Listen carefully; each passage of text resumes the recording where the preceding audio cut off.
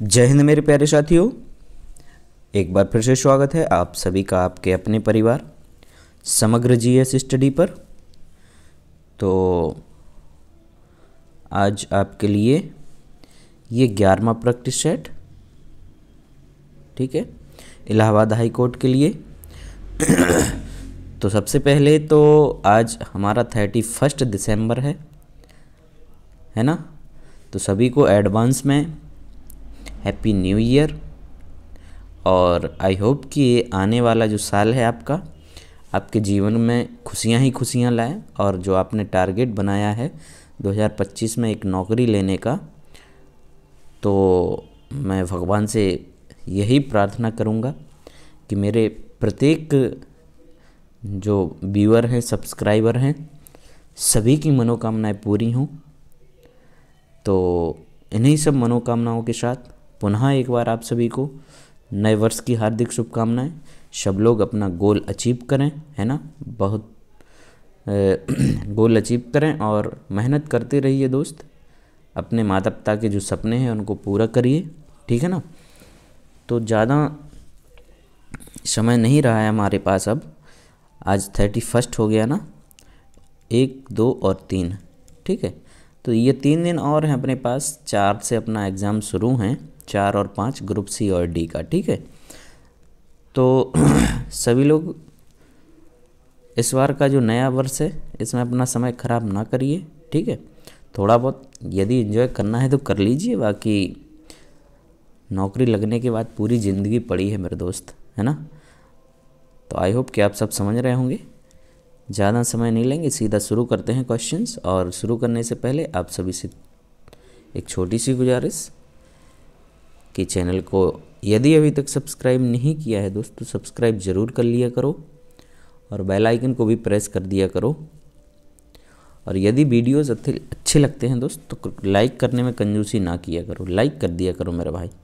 Like आप लोग करते ही नहीं हो, है ना। तो चलिए शुरू करता हूँ और लेता हूँ आज का पहला क्वेश्चन। कह रहे हैं कि जीतने की इच्छा वाक्यांश के लिए एक शब्द होगा। जीतने की इच्छा वाक्यांश के लिए आपका एक शब्द क्या होगा? जुगुप्सा। जुगुप्सा आपका होता है बीभत्स रस का स्थायी भाव। कई बार पढ़ा है हम लोगों ने, ठीक है, ये नहीं है। तो जीतने की इच्छा के लिए एक शब्द होता है मेरे भाई जिगीसा। राइट आंसर होगा हमारा ऑप्शन नंबर डी। क्या होगा? डी यहाँ पर हमारा बिल्कुल करेक्ट हो जाएगा। दूसरा देखिए, कह रहे कि रत्नाकर का संधि विच्छेद होगा। रत्नाकर का संधि विच्छेद आपको बताना है, कौन सा होगा बताइए। सभी लोग फटाफट बताइए। रत्न प्लस आकर, ऑप्शन नंबर ए बिल्कुल करेक्ट होगा। तीसरा क्वेश्चन, इनमें से अशुद्ध वर्तनी का शब्द है। अशुद्ध वर्तनी का शब्द आपको बताना है कौन सा है। कह रहे चरमोत्कर्ष, वाग्मय, पुनरुत्थान या हिरण्यकश्यपु।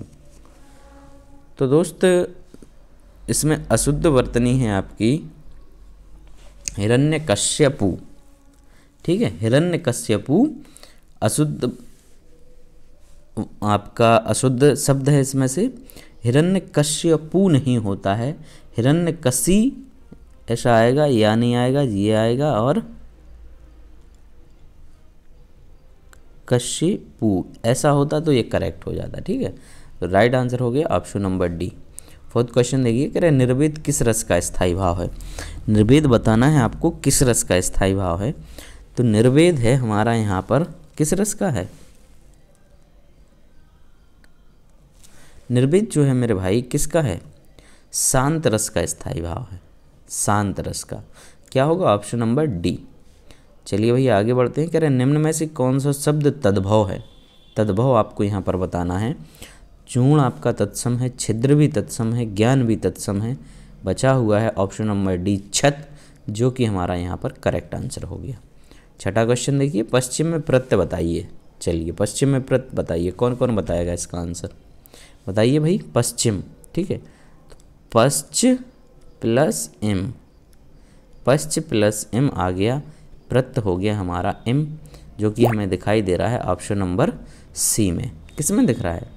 सी वाले में आपको यहाँ पर ये दिख गया, ठीक है। चलिए अगला क्वेश्चन देखते हैं। कह रहे हैं कि निम्नलिखित में से कौन सा शब्द देशज है। देशज बताइए कौन सा है।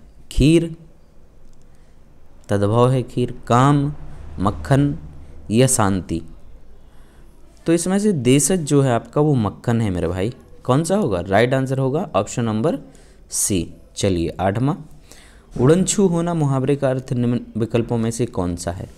उड़नछू होना मुहावरे का अर्थ क्या होता है? तो उड़नछू मतलब गायब होना। करेक्ट हो गया ऑप्शन नंबर ए। चलिए भैया 9वां देखिए, भौरा का सही पर्यायवाची शब्द बताइए। कौन कौन बताएगा इसका आंसर? भौरा का सही पर्यायवाची शब्द होगा आपका भ्रमर। क्या होगा भैया? भ्रमर होगा। सी यहाँ पर बिल्कुल करेक्ट आंसर हो गया। 10वां कह रहे जसोदा हरि पालने झुलावे पंक्ति में कौन सा रस है। जसोदा हरि पालने झुलावे पंक्ति में कौन सा रस है? तो इसमें हमारा कौन सा? वात्सल्य रस। राइट आंसर हो गया ऑप्शन नंबर बी। चलिए 11वां देखते हैं, अखरोट का तत्सम रूप है। अखरोट का क्या होगा बताइए? अखरोट का तत्सम आपको बताना है 11वें क्वेश्चन में। तो अखरोट का तत्सम होता है अक्षोट। क्या होता है? अक्षोट होता है। सी यहाँ पर बिल्कुल करेक्ट आंसर हो गया।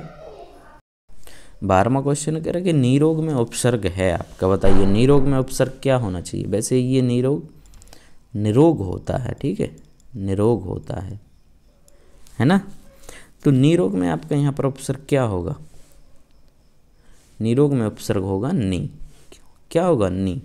और ये लिखा रहता है तो वैसे नी उपसर्ग होता है हमारा। करेक्ट वर्ड ए है ना।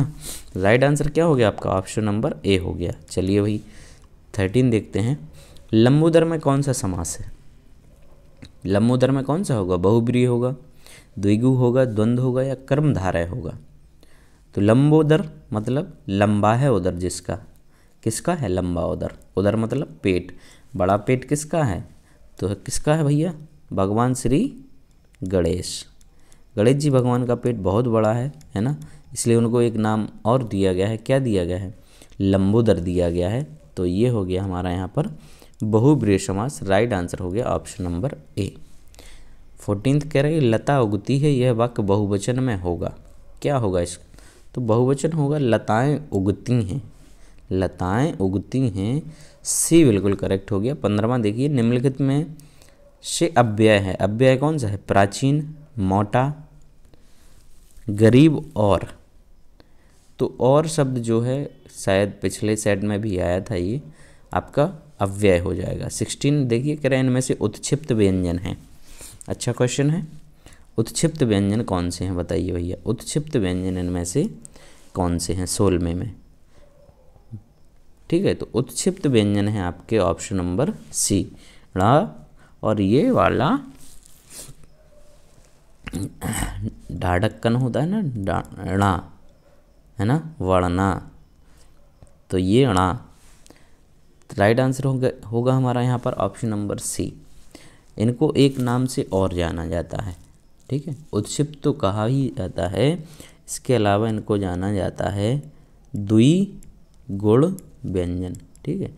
तो उत्क्षिप्त पूछा जाए आपसे या द्विगुण पूछा जाए, आपको इसे ही करेक्ट आंसर मारना है। चलिए 17वां, अशुद्ध वाक्य पहचानिए। सीता घर चली, शुद्ध है बिल्कुल। राम पहाड़ पर चढ़ा, ये भी सही है। राम ने ग्रंथ पढ़ा, ये भी सही है। हमने सामने बैठे, हमने सामने बैठे, ये गलत हो गया। तो राइट आंसर क्या हो गया? ऑप्शन नंबर डी हमारा यहाँ पर करेक्ट हो गया। 18 क्वेश्चन, वर्णों की आवृत्ति होने पर अलंकार होता है। कौन सा अलंकार होता है जब वर्णों की आवृत्ति बार बार होती है? तो वर्णों की आवृत्ति होने पर होता है आपका अनुप्रास अलंकार मेरे भाई। राइट आंसर हो जाएगा ऑप्शन नंबर बी, ठीक है। चलिए 19वां, उपविराम का चिन्ह बताइए। यहाँ पर उपविराम का चिन्ह आपका कौन सा है? 19 में कह रहे हैं कि उपविराम का चिन्ह, तो उपविराम आपका कहा जाता है इस चिन्ह को। किसे कहा जाएगा? ए वाले को। राइट आंसर हो गया ऑप्शन नंबर ए। चलिए, निम्नलिखित में से कौन सा हास्य का विलोमार्थी है? हास्य का विलोम, ठीक है। हास्य का विलोम मतलब हंसने का विलोम, रोने से संबंधित, तो रुदन। यहाँ पर सी जो विकल्प है मेरे भाई, ये बिल्कुल करेक्ट आंसर हो गया। 21वां देख लिए कि निम्नलिखित में विशेषण है। लंबाई, बुढ़ापा, समझ या शांत। ठीक है, शांत विशेषण है। मैंने कहा कि राजू शांत लड़का है। ठीक है, तो किसकी विशेषता होगी? राजू की। कैसा है? शांत है। ऑप्शन नंबर डी यहाँ पर हमारा करेक्ट हो गया। नीलकंठ में निम्न में से कौन सा समास है? बताइए। नीलकंठ, नीलकंठ किसको कहा जाता है? नीला है कंठ जिसका। कौन है भैया नीलकंठ वाले? कौन है? तो भगवान शिव, भोला भंडारी। कौन है? भगवान शिव। राइट आंसर क्या हो गया? ऑप्शन नंबर डी, बहुब्रीहि समास। भगवान शिव का एक अन्य नाम नीलकंठ भी है। ठीक, चलिए। दीर्घ तथा विवृत स्वर कौन सा है? दीर्घ, तो दीर्घ और विवृत आपका है बड़ा आ। राइट आंसर हो गया ऑप्शन नंबर ए। 24 देख लीजिए। निम्न में कर्मवाच्य का उदाहरण है। कर्मवाच्य का उदाहरण, पत्र लिखा जाता है, राम पुस्तक पढ़ता है, सीता पत्र लिखती है, या मुझसे बैठा नहीं जाता है। ठीक है, तो राम पुस्तक पढ़ता है आपका कर्मवाच्य होगा। राइट आंसर हो गया ऑप्शन नंबर बी 25। हिंदी का लास्ट क्वेश्चन है, कह रहे निम्नलिखित में सर्वनाम है। सर्वनाम कौन सा होगा? सर्वनाम घर, आप, पहाड़, नदी। ठीक है, तो यहाँ पर घर, पहाड़, नदी ये सारे संज्ञा शब्द हैं, है ना। बचता है हमारा आप, ये सर्वनाम हो जाएगा। राइट आंसर हो गया ऑप्शन नंबर बी। तो हिंदी समाप्त हुई यहाँ पर। अब आता हमारा बहुत ही शानदार पोर्शन है ये जीके का। गजब का यहाँ पर क्वेश्चंस का कलेक्शन है, तो आप लोग सारे क्वेश्चंस को देखिए दोस्त, है ना। वीडियो को स्किप ना करिए, पूरा देखिए, चाहे किसी भी स्पीड में देखिए, है ना। और वैसे भी मैं आपको 50 क्वेश्चन कराता हूँ और मात्र आपके 20 मिनट ही लेता हूँ। ठीक है, 20 से 22 मिनट में वीडियो को फिनिश कर देता हूँ, है ना। मैं भी ज़्यादा लेंथी नहीं बनाना चाहता जिससे कि आप लोग बोर हो। तो 51 देखेंगे, कह रहे राज्यसभा के सदस्यों की अधिकतम संख्या कितनी हो सकती है? राज्यसभा के सदस्यों की अधिकतम संख्या कितनी हो सकती है? तो ये होती है दोस्त 250। कितनी होती है? 250। 250 में से आपके 238 जो हैं वो चुन के आते हैं। कैसे चुनते हैं, है ना। ये डायरेक्ट तो चुनते नहीं है राज्यसभा वाले। ठीक है, तो डायरेक्ट नहीं चुनते इनको, आपके जनता के द्वारा चुने हुए प्रतिनिधि ही इनको वोट डालते हैं। ठीक है, तो 250 आपके हैं, जिसमें से 238 चुने जाते हैं परोक्ष रूप से, और 12 जो हैं इनको मनोनीत किया जाता है। 12 सदस्य जो हैं राज्यसभा के वो मनोनीत किए जाते हैं। ठीक है, लेकिन अभी वर्तमान में राज्यसभा में कुल कितने हैं? 245 हैं। ठीक है, कितने हैं?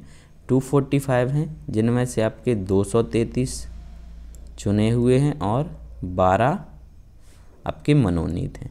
तो ये करंट की आपकी सिनेरियो आपका करंट वाला हो गया। ठीक है, चलिए 52। बांग्लादेश की मुद्रा क्या है? बांग्लादेश की मुद्रा टका है, हम सभी जानते हैं। क्या है?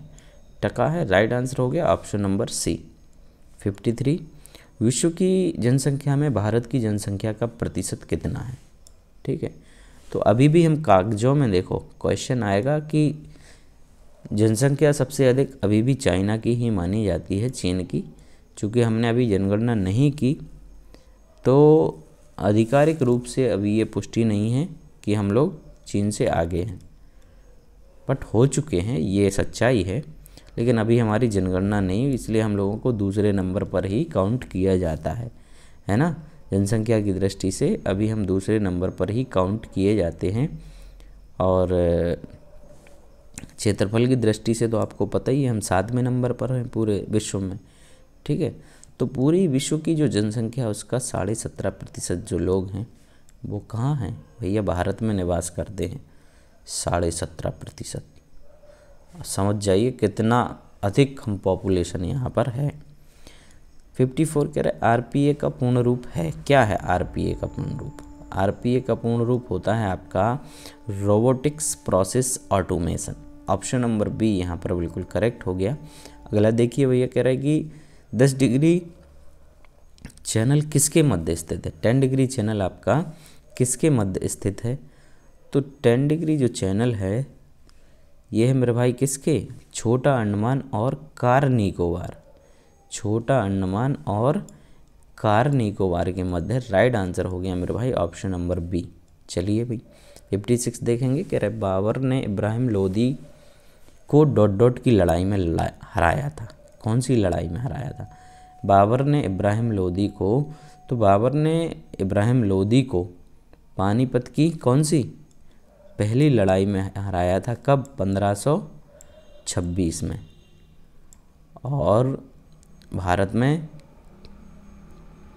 बाबर ने मुग़ल साम्राज्य की स्थापना की फिर। ठीक, ये आपका इब्राहिम लोदी जो है लोदी वंश का अंतिम शासक रहा है, अंतिम शासक रहा। इसके बाद आपके मुग़लों की एंट्री भारत में हो गई है। 57 ठोस होने पर कौन सी गैस आमतौर पर शुष्क बर्फ़ के रूप में जानी जाती है? तो ये मैंने कराया है आपको शुष्क बर्फ़। ठीक है, ड्राई आइस किसे कहा जाता है? ड्राई आइस कहा जाता है कार्बन मोनो नहीं, कार्बन डाइऑक्साइड के लिए। राइट आंसर क्या हो गया? Option number C. चलिए 58 है, कह रहे विश्व का सबसे बड़ा सागर कौन सा है?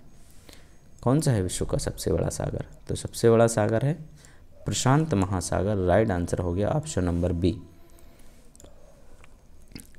59वां देखेंगे। कह रहे मिजोरम की राजधानी है, क्या है मिजोरम की? तो मिजोरम की राजधानी है आपकी आइजोल। राइट आंसर हो गया ऑप्शन नंबर ए।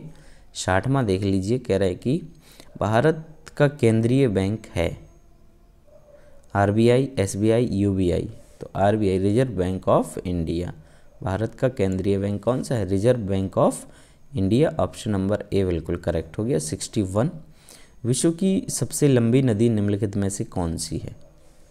कौन सी है भैया विश्व की सबसे लंबी नदी? तो विश्व की सबसे लंबी नदी जो है वो है नील नदी, जिसकी लंबाई है आपकी 6695 किलोमीटर। कितनी है?